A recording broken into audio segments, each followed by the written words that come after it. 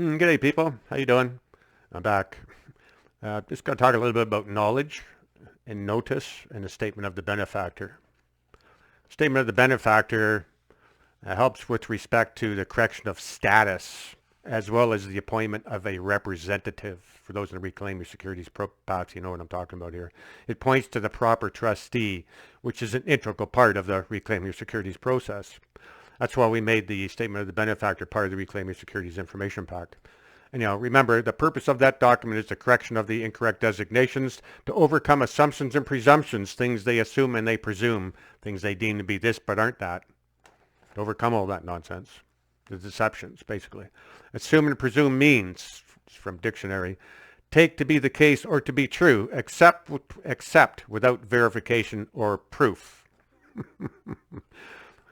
So it doesn't take much to overcome assumptions and presumptions if you bring in some proof and truth, right? Knowledge is very important to establish, is my point here. And years back, we served everyone involved in a criminal case against me, my person. I'm talking everyone, the judge, the prosecuting office, the people there, the court staff, like the clerk, all the police officers drove up to Peterborough to serve the judge, and in a manner that, well, anyhow, let me carry on here. We served the papers in a manner they could not deny knowledge. They knew. They dropped that case. We used an early version of the statement of the benefactor to do that. And other than the first 3 paragraphs, it was in the form of an affidavit of negative averment. We knew they could not provide the evidence to rebut, so the plan was to give them an opportunity in court to rebut and read aloud in the affirmative in court anything that was not rebutted. They would have been finished. There's just some stuff in there that there's no way. But the prosecutor saw the light and he dropped the case. He and the judge and I had been going at it hard for almost a year before, and then they dropped the case. We tried all sorts of things back then, but that document was the only thing that got them. And I walked in there with the Bible, waving the Bible and claimed God-given rights and this right and that right and all sorts of rights, no legal rights, but all that sort of stuff, which got me nowhere. But live and learn. And and a friend of mine, Doug, he used the same affidavit, a slightly modified version for his sake, and he did not pay rent for 3 years. And the reason that came to an end, he moved in with a woman, and he was kind of gone with her after that. And but the point there was that he was not the person; it was the tenant. It's persons. Everything applies to persons, right? And also, we had no knowledge of securities at that time, which we certainly do now. Anyhow.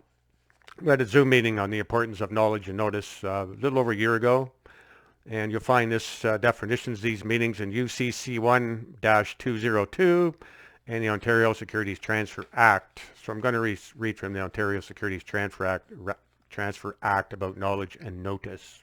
Knowledge means actual knowledge, and know and known have corresponding meanings. This is notice, section 3.1.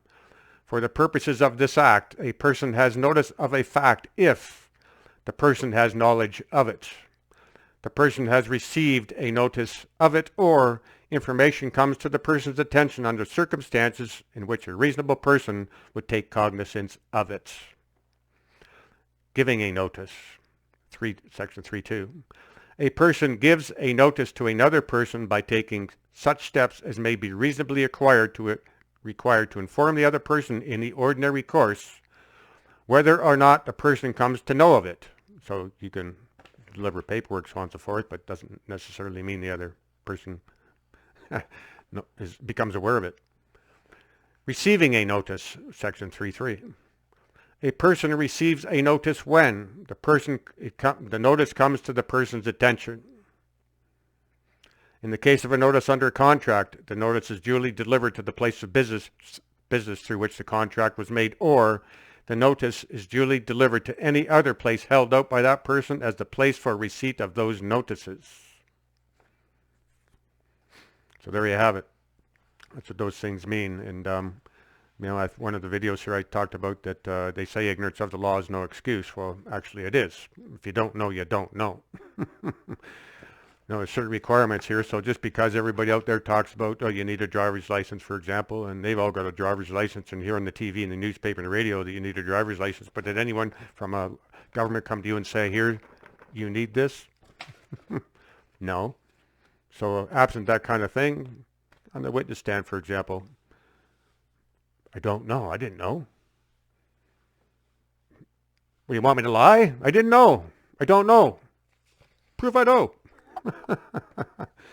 Anyhow, as I said, it was how we served the parties during my criminal case that they could not deny knowledge. And had I known then what I know now, I'd have taken the witness stand to get my truth as evidence on the record, so the father of the country could no longer assume and presume without consequence. Do you think the judge is going to coerce you, the witness, to lie once you're sworn in to tell the truth? Maybe he will. And the response could be, or probably should be, are you suborning me to commit perjury? Do you want me to lie? You want to tell me to come in here and swear to tell the truth, the whole truth, nothing but the truth, and I'm giving you the truth and you don't want to hear it? Now, you don't want to be feeding bullshit into them, but it's got to be your truth, right? And truth, not make-believe. Anyhow, people think you drop a communication in the mail, it means it is delivered. And that may very well be. However, that does not necessarily establish knowledge. And by the way, with respect to notice, a document does not have to say on there, notice to be noticed. You bring in information to someone's attention, that's notice, okay? Does not have to say notice, not required. That's from the courts. I read about these things before I start talking about them so I know how they interpret it anyhow, because that's the guys we're up against here, so to speak. They're the enemy for now, so to speak. Yeah, it does not necessarily establish knowledge. So you could have the most golden document on the planet, but if there not be notice, there not be knowledge. It does nothing for you. So I would suggest that you read a little bit there and study a bit on the knowledge and the notice thing, so that you know what needs to be done to fulfill the requirement. Like I say, in the criminal case, it was how we served them that there's no way they could deny. And that's why we did it the way we did it. And it's very important, this knowledge and notice aspect of it. And it, like I say, can also be done from the witness stand. That's where the evidence comes in, right? You want to put a kibosh on this once and for all, well, then you deal with the father of the country. And once the father of the country knows the truth, well, then the father of the country can't pretend he doesn't know anymore, right? Anyhow, so the statement of the benefactor can be used to give notice with or in advance of other paperwork that may be submitted with respect to reclaiming your securities. And we also get it that not everyone's going to reclaim your securities, but this little gem, the statement of the benefactor with understanding of it, can be used to bring legal matters to a close. A little wise as a serpent, harmless as a dove. People shouldn't go rambling on, well, I can just bring a matter to anything. Yeah, you can, but you got to think about it. When I used it, I had been going to court, as I say, for almost a full year, so certainly they presumed jurisdiction. But as it was, the Crown walked away. It was over in 25 seconds. Anyhow, so even if this is just off the cuff here, but even if you, because I get a lot of people that are, they're in desperation situations. You got to be in court next month or next couple of months, and what do I do? They're a little bit desperate. So even if you do not have a legal matter pressing right now, you may wish to take action now. So if later something does arise, you're covered. You've got the paperwork in place, and you just need to serve it or give notice. Better that way than in moments of desperation. And starting this Monday, reclaiming security stuff, people will be starting having a few Zoom meetings on this and some other things on, like I say, how to implement it and make it part of the process. It's going to overcome a couple hurdles that, like I say, things are evolving, and clearly the governments out there right now are a little bit, in the public perspective anyhow, kind of lost their minds. The more quagmire to wade through, but there's still some things in principles in place here that they can't overcome. So that's why I say the statement of the benefactor will be very helpful with respect to the reclaiming your securities aspect of stuff. And so I've just given you a couple examples of myself and a friend who used it and quite successfully. It's so and that's the kind of thing we'll be talking about on the our Zoom meetings. Anyhow, that's it. That's all I had to say. Said what I said and meant what I said and said what I meant. And God bless you. Love you. Later, God never fails. And till next time.